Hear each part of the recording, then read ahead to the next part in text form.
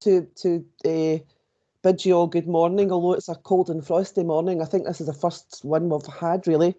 And welcome to this special meeting of the Council, which is, of course, being recorded, and it will be available to view on the Council's YouTube channel. The recording will be available following this meeting. I can also confirm that members of the press are able to attend. I'm not sure if there's anyone here, but if there is, can I welcome them to the meeting? And I'd also like to welcome John from Audit Scotland this morning.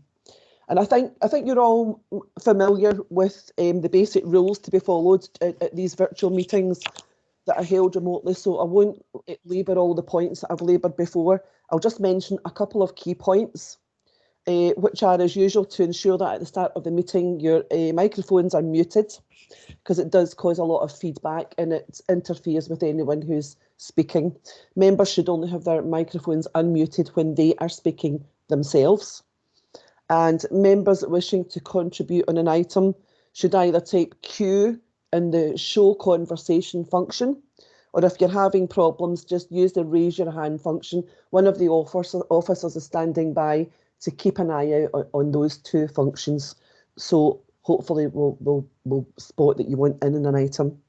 And members who are accessing by phone should only put their phones on mute when not addressing the meeting. Sorry, should also put their phones on mute, but I don't think we've got anyone now on their phones. So I'll do my best to ensure that everyone gets to speak if they want to, but please be patient because we are using this alternative method of meeting. And you know, there's a lot of windows to keep an eye on this morning. So before moving on to the agenda, can I ask the clerk to confirm who is present? Promised, everyone's present and there are no apologies. Okay, thank you very much, Ken. Now we'll move on to the agenda, and can we have any, there are no apologies. Are there any declarations of interest? No declarations of interest. Okay, we're going to move on to the items of business. And item 1 is the annual audit reports from Audit Scotland 2019 to 2020 Renfrewshire Council annual accounts. I'd like to ask Alan to come in to speak to that report. The Director of Finance, Alan. Okay, thank you very much, Provost. I'm having some connection challenges myself this morning, Provost. I'm just going to keep my camera off if that's yeah, okay. That's fine, Alan. Okay.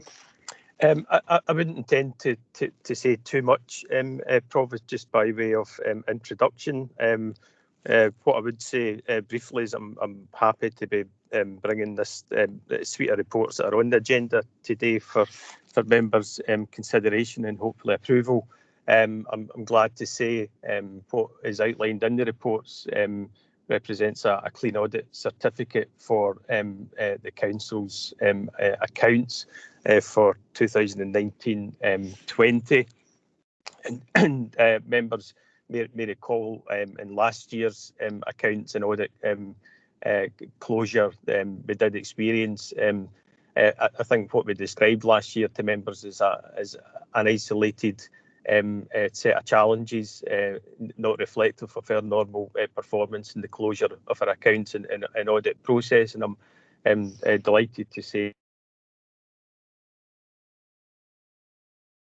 I think this reflects that. And I would like to just, I suppose, again, take the opportunity from my own point of view to personally thank the finance team and indeed all the officers throughout the council that contribute to the closure of the accounts and support the audit process. I think members will recognise completing this exercise in the current circumstances remotely is a significant additional challenge to the process, but that challenge has very much been met exceptionally well. And again, thanks to John Cornett's team at Audit Scotland to deliver the audit process again remotely and working very effectively in a remote fashion with the council finance team.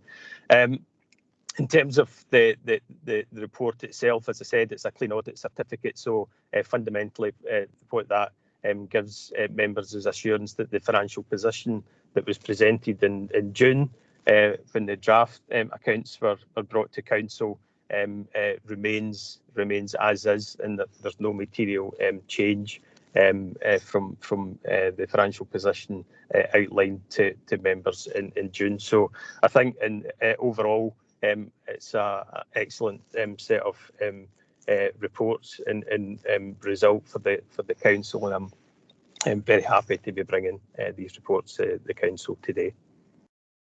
Indeed, Alan, and I'd like to thank everyone for the work they've put into this and what has been a very challenging few months for all of us. So can we agree the report? Provost, I've got a question. Oh, my apologies. Councillor Sharkey. Thanks very much. Again, I'm like Alan Russell on the advice of IT. I'm not putting the picture up to try and help my connection problems. I haven't had any so far today, so hopefully we won't have.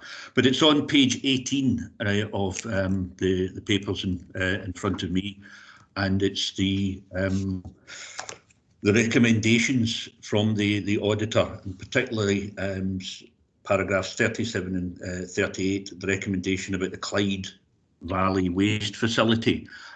Could you perhaps say what the problem is in reaching a negotiated settlement, and if we do have a negotiated settlement, is that likely to be greater than the amount of 5.372 million set aside? Oh, okay. Could I bring or John in? But I'd just like to remind councils at this point that these are accounts for the last year and they're not relevant to what's actually happening now. Just keep that wee reminder in mind. Alan? Or do you want to refer this to John? Provost, yeah, I could let Alistair MacArthur just come in and pick up that particular point on that accounting treatment. If that's okay. Okay. Yeah.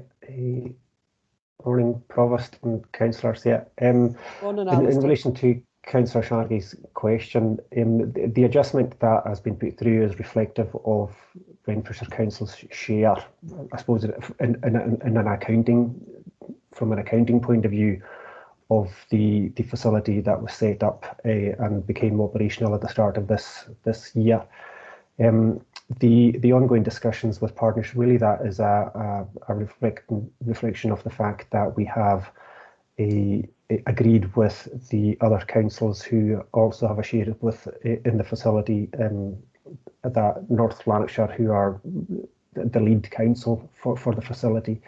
And we are working with them to try and come up with an accounting model that will appropriately share out or reflect in each council's accounts their appropriate share of the value of the facility and the lease obligations that come along with that over the life of the contract.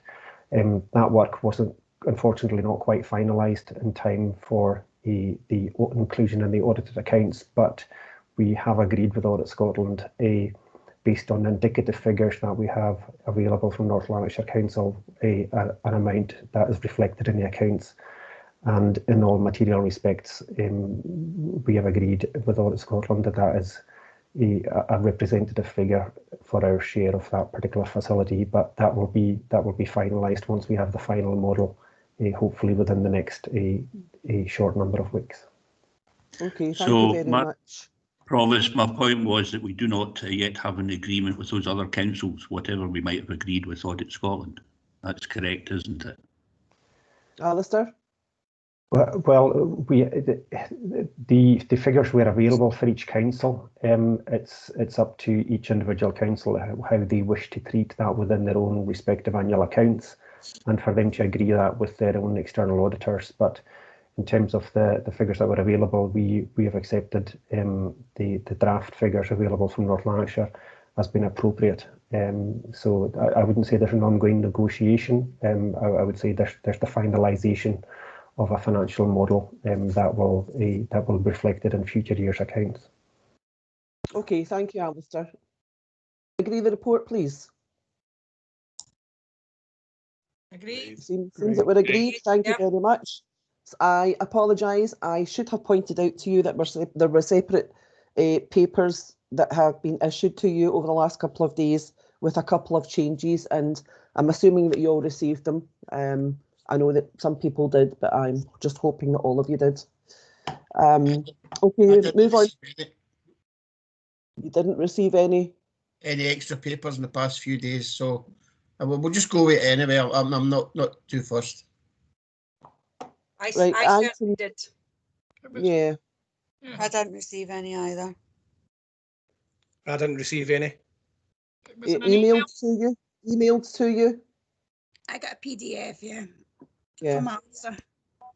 It was just Okay, we'll move on to item 2, the audited annual accounts 2019 to 20. Can we agree on that report, please? Agreed. And item 3 is the Audit Scotland report 2019 to 20, Common Good Funds and Coates Observatory Trust annual accounts. Councillor Devine? Just a small point, but two of my colleagues from the villages pointed out that on page 177, it's Renfrew Common Good Fund, and Johnston is spelt with an E at the end. Oh dear. You know what they're like, Lorraine? Oh, I know. Sorry, Provost. Yeah, okay. That's noted. Okay. So can we agree that report? There doesn't seem to be any other notification that anyone wants to ask a question. No. Okay, we'll agree the report. Agree the report. And item 4 is the audited financial statements 2019 to 20. Oh yeah, Common Good Funds and Coates Observatory Trust. Agreed?